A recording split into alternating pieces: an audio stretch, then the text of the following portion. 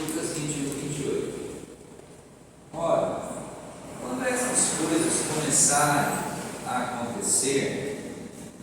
Jesus falando para os discípulos. Na verdade, ele estava orientando, não o que estava acontecendo, é que no futuro iria acontecer. Por exemplo, hoje, a guerra que acontece entre a Rússia e a Ucrânia, terremotos, doenças que têm surgido. Você viu que a dengue voltou e voltou pesado? Já tem falado já na televisão que a dengue já está matando de novo. E tem uma estatística que depois do carnaval vai surgir uma doença mortal de pele. Mas isso daí são estatísticas, não vem ao caso. Então, Jesus falando que essas coisas iriam acontecer. E a Bíblia está falando também que antes disso acontecer, o amor de muitos se esfriaria. Isso não é nada de novidade. Jesus falou, isso vai acontecer e o amor de muitos que estão dentro da igreja vai se esfriar. Por incrível que pareça, muitas pessoas vão se esfriar dentro da igreja. É profecia bíblica. Jesus falou, então quando isso começar a acontecer, o que vocês têm que fazer? O que a gente tem que fazer? Olhar para cima. Diga olhar para cima. Diga preciso olhar para cima. Foi o recado que Jesus deixou para os discípulos. Quando vocês começarem a ver isso acontecer, vocês devem olhar para cima. Levantai as vossas cabeças, porque a vossa redenção está próxima. Jesus estava, claro, falando dos sinais e da sua respectiva vinda ao buscar aqueles que estariam salvos. Lógico, ele estava falando de uma coisa que ia acontecer logo que ele morresse. Está falando de uma coisa futura. Mas estamos chegando muito mais próximo disso. E hoje, será que nós estamos olhando para cima? Está apagado? Será que nós estamos olhando para cima? Será que a gente olha para cima? A palavra olhar para cima não é ficar olhando para o céu. E se você ficar olhando para o céu, você vai ver nuvens. À noite você vai ver estrela. À noite você vai ver lua. E aí por diante. Não é ficar de cabeça erguida, porque se você andar, você tropeça. Jesus não pediu para você ficar de cabeça erguida. A palavra ela é simbólica, mas ele está falando de você ficar olhando para a palavra, ficar firme, sem olhar para a direita e sem olhar para a esquerda, olhando para Jesus, firme em Jesus. Ele está dizendo que você não pode olhar para homem, você não pode olhar para a igreja, você não pode olhar para a religião, você não pode olhar para as diferenças que existem. Por exemplo, eu vi uma mulher, ela abriu uma igreja lesbiteriana. É uma mistura de lésbica com presbiteriana. E ela disse que a igreja chama lesbiteriana, está lotada, só de lésbica. Eu não tenho nada com isso. Não estou falando mal. Só estou falando que não olho para isso. Eu não vou criticar, não vou brigar. Se eu a encontrar, vou tratá-la bem. Mas eu não estou olhando para ela. Eu tenho que olhar para o que a palavra de Deus fala. Eu tenho que olhar para o que a Bíblia fala. Se a igreja ali em cima está fazendo alguma coisa errada, eu não estou lá, não frequento lá. Mas se aqui tiver alguma coisa errada, eu não estou aqui para olhar para a vida do irmão. Eu não sou juiz, eu não sou investigador, não sou Sherlock Holmes. Eu sou apenas um homem, um pecador que está tentando levar uma vida reta diante de Deus. Eu estou aqui para consertar a minha vida debaixo da graça de Deus. Eu venho à igreja para ouvir e aprender a palavra de Deus. Isso é olhar para cima.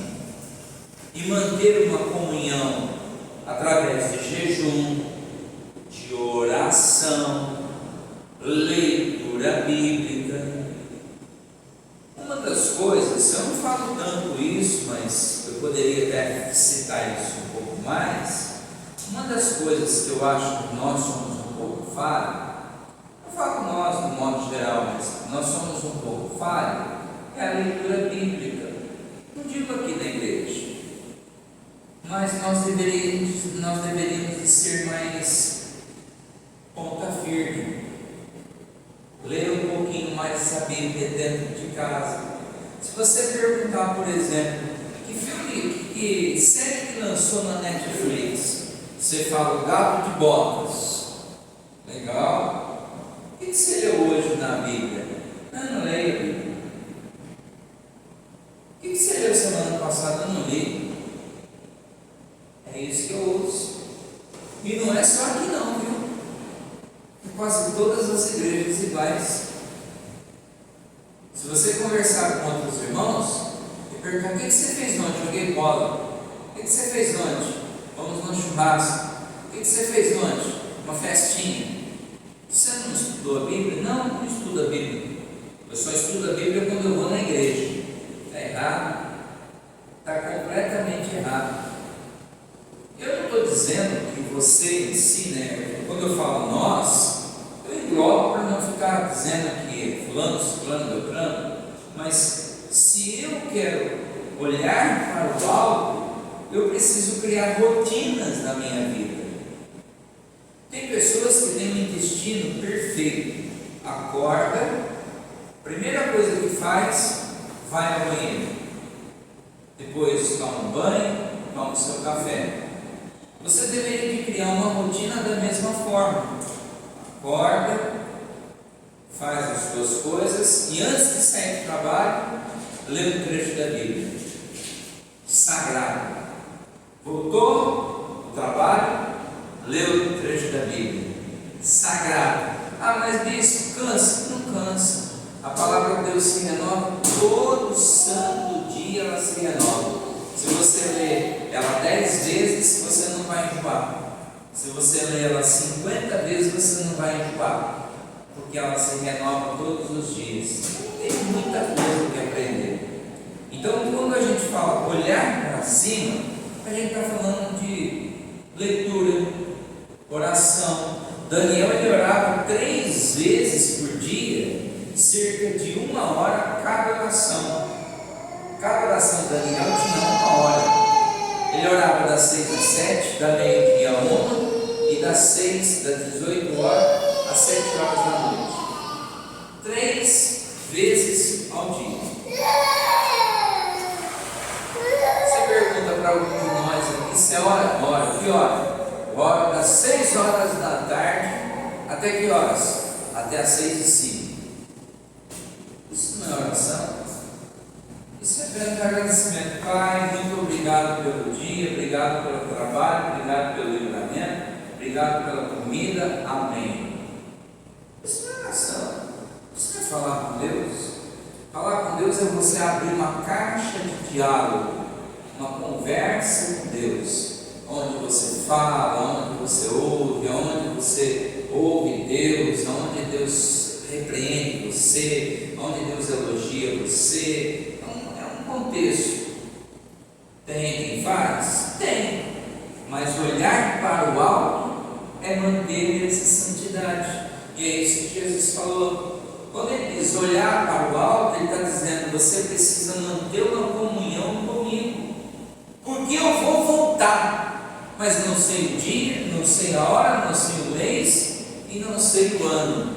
Você precisa manter comunhão comigo, porque quando eu voltar, eu vou pegar muita gente despreparada, que vai ter a cara de pau de dizer: eu ia na igreja, eu dava o dízimo, eu expulsei demônio, eu fiz isso. Jesus vai dizer: para trás, porque eu não lhe conheço. E a pessoa vai ficar murmurando, xingando, falando. Jesus não tem nada a ver com isso. Quem é que Jesus conhece?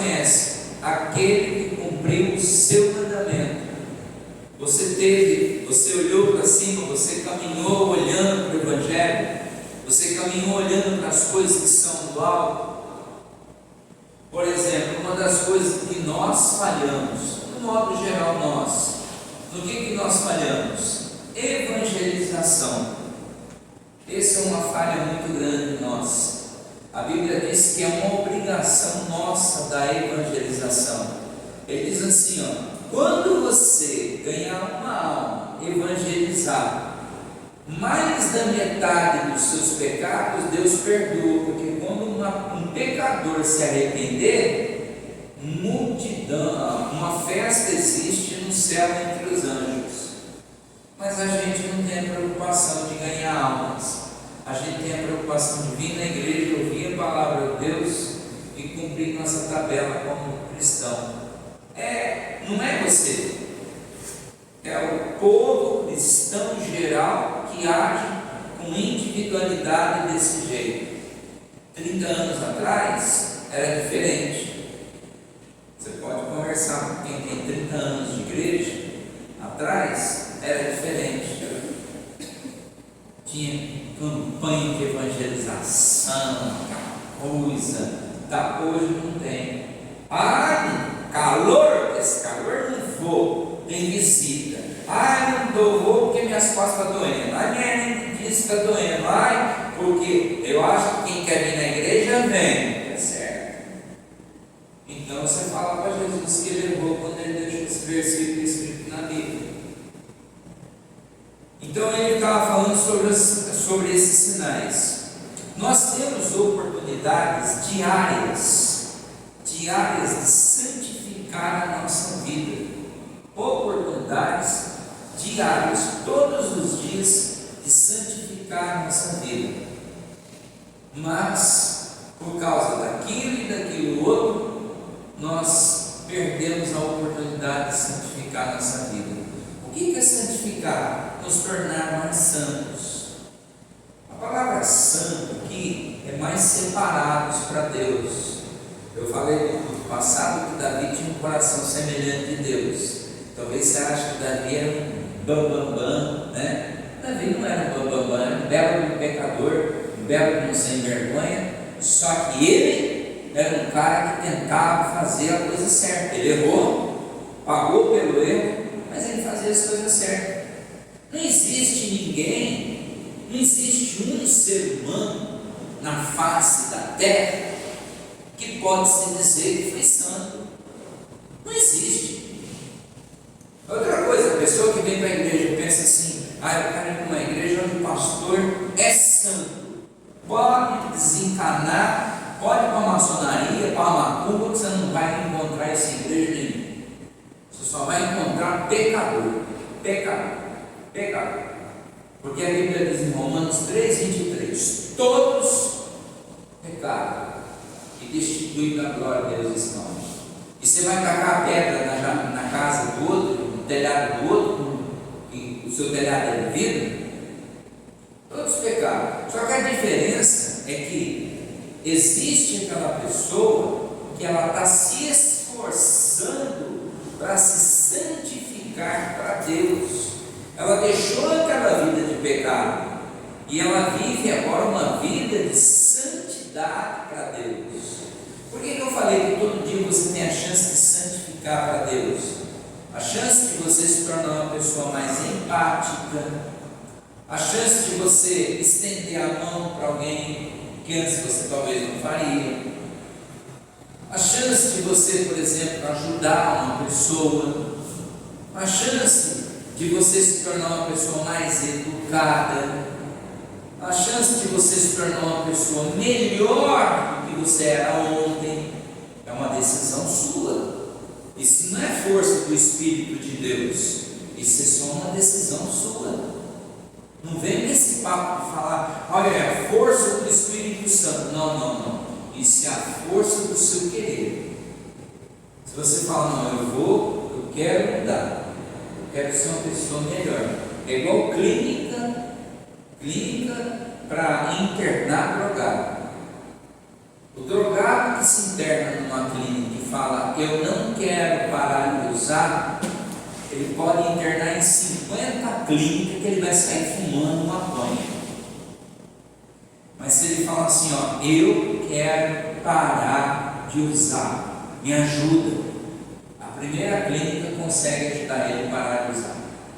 Por quê? Porque ele está se disponibilizando a se ajudar a si mesmo. Quando você se disponibiliza e fala, eu quero ser um cara melhor, eu quero ser um marido melhor, eu quero ser um cristão melhor, eu quero ser uma mãe melhor, um filho melhor, um crente melhor, eu quero ser melhor, você se torna melhor, porque Deus está com você. Deus não te abandonou, Ele te ajuda. Ele te ajuda e você se torna uma pessoa que anda olhando para cima. Deus santifica você. E o que acontece? As coisas boas de Deus vão acontecendo. Isaías 1,19 fala assim: se quiseres, abra 1,19 aí, olha aqui que eu falei, acabei de falar, 1,19, Isaías.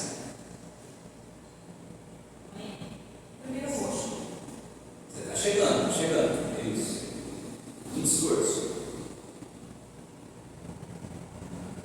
Se você quiser, a obra de Deus só acontece na vida do indivíduo quando ele quer. Foi na igreja, fez campanha, não aconteceu nada, bispo. Mas não acontece mesmo. O cara não quer. O cara veio para a igreja, não quer compromisso com Deus, quer continuar na putaria, quer continuar fumando maconha, bebendo cachaça, fazendo safadeza. Aí você vem falar para mim que Deus não mudou a vida dele? Deus não pode obrigar ele a sair daquela vida. Deus, ele dá o livre arbítrio. Aí você vem falar, a igreja é fraca, não mudou ele. A igreja não é fraca, ele sim é que impediu Deus de operar na vida dele. Essa é a questão. Tem pessoas que não estão aqui hoje, não é porque a igreja é fraca, porque não quiseram que Deus os mudasse. Isso é uma questão pessoal. Se você quiser e obedecer, comereis o melhor desta terra. Deus está dizendo, se você quiser e olhar para a minha palavra, levando ela a sério, eu mudo a tua vida. Sai do vício, para de beber, torna-se um bom pai de família, tem uma mudança de vida, torna-se uma nova criatura. Só que não é da noite para o dia, é um processo, investimento. Aí passa um tempo e você fala, você viu o Roger, por exemplo? Olha, eu sou cacoxo. Olha isso, o Roger mudou. Você quer ver só? Vou perguntar para ele. Mudou porque a igreja é forte? Ou mudou porque você quis? Ele quis, ele permitiu. Deus ajudou ele? Lógico que ajudou. Mas o Roger quis, deu espaço para Deus. O cacoxo parou de beber. Mas parou de beber porque a igreja que ele frequenta é forte? Não, porque ele deu espaço para Deus. Estou falando besteira, Carujo? Não. É assim que funciona, irmão. Quando você dá espaço para Deus, Deus fala, opa, aqui tem um segundo meu coração.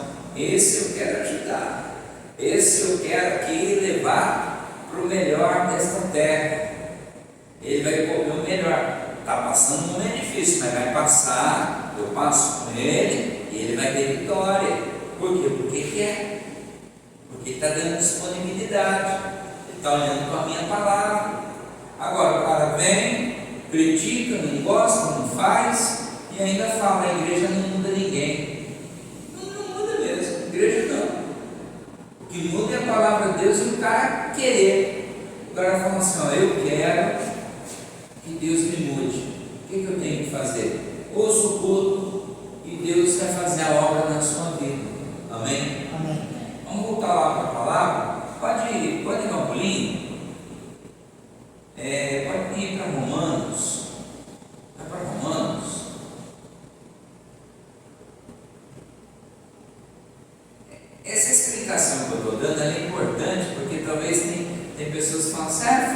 saiu da igreja. Não saiu da igreja.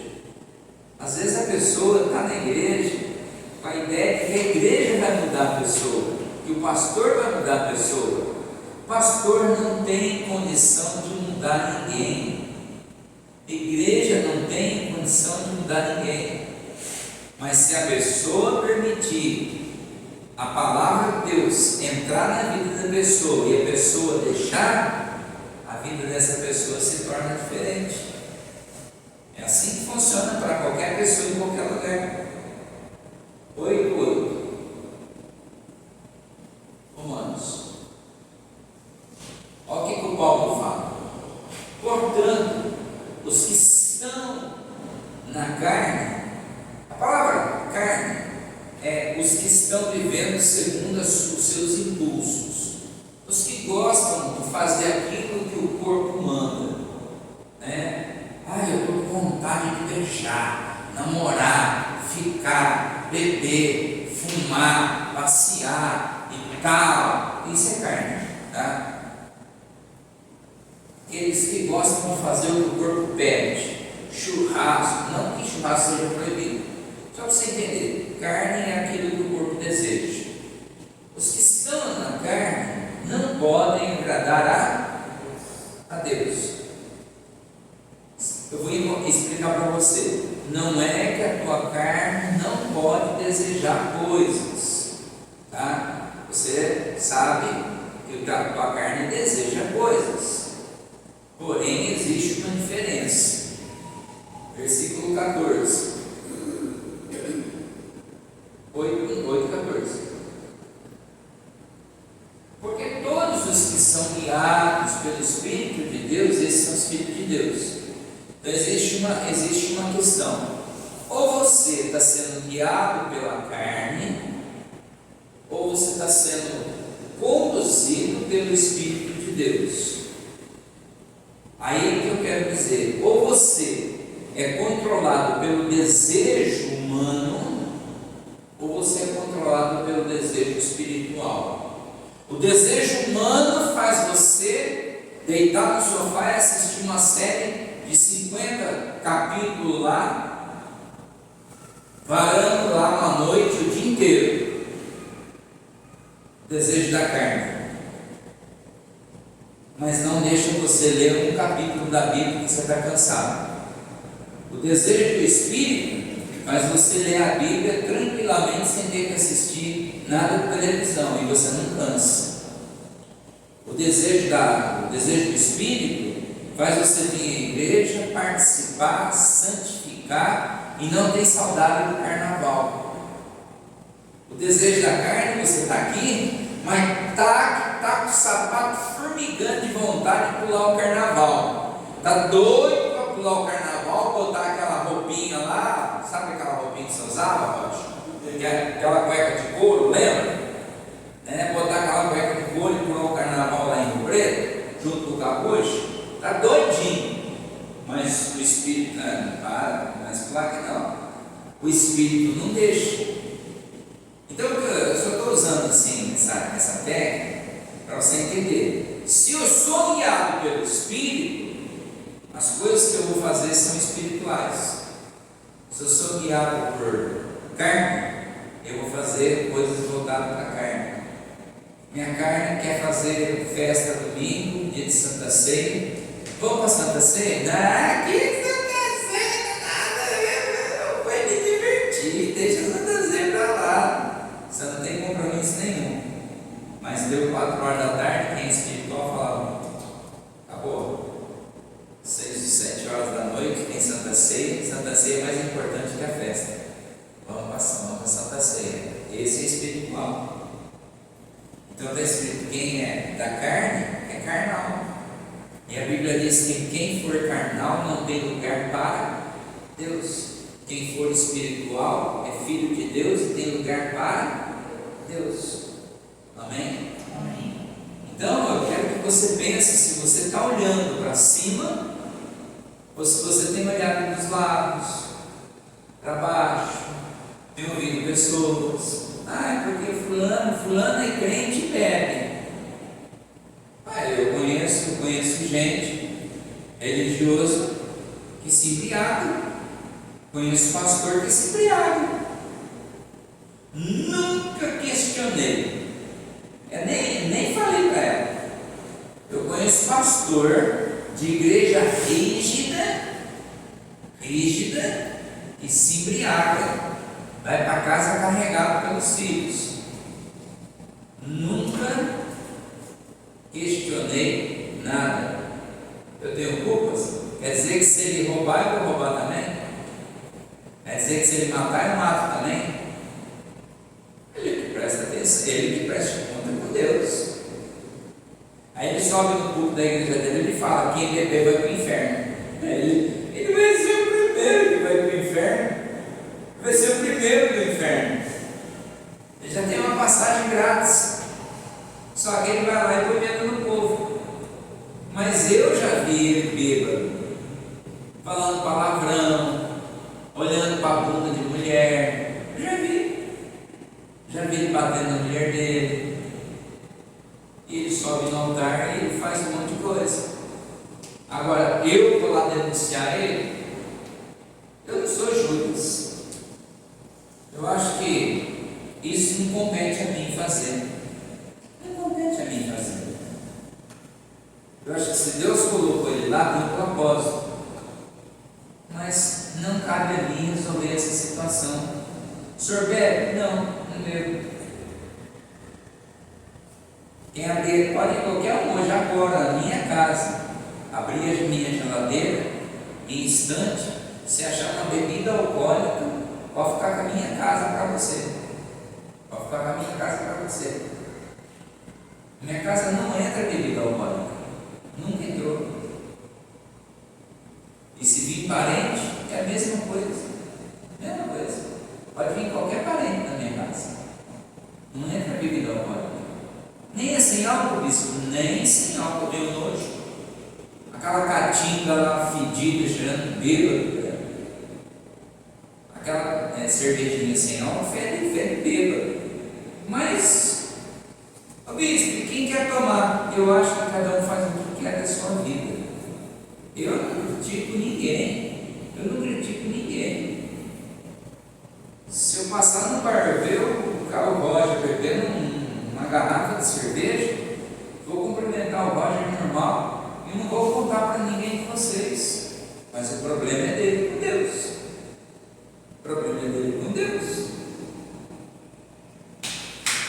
Aí que ele subia aqui e falava: bispo, está dando tudo errado na minha vida e tal. Por que será?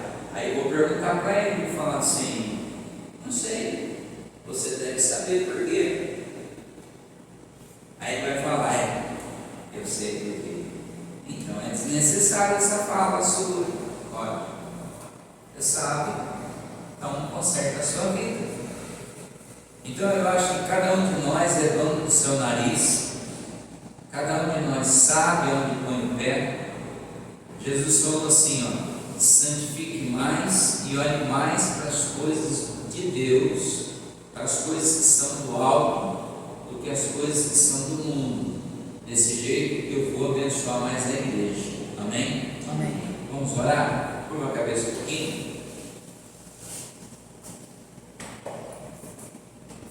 Pai, em nome de Jesus, abençoe os irmãos, os que estão pela internet, os que ouviram essa palavra, porque essa palavra trata-se de Maranata. Maranata significa Jesus logo vem. Maranata. E quem não estiver, ó Deus, olhando para a tua palavra, seguindo o Evangelho com seriedade, ficará para trás. Diga em alta voz comigo, diga Maranata. Maranata. Diga Jesus logo vem. Jesus logo vem. E eu quero estar preparado para o grande dia. Diga Espírito Santo, me fortaleça. Me ajude. Amém. Glória a Deus. Pessoal da internet, Deus abençoe. Até domingo na Santa Ceia, 7 da manhã.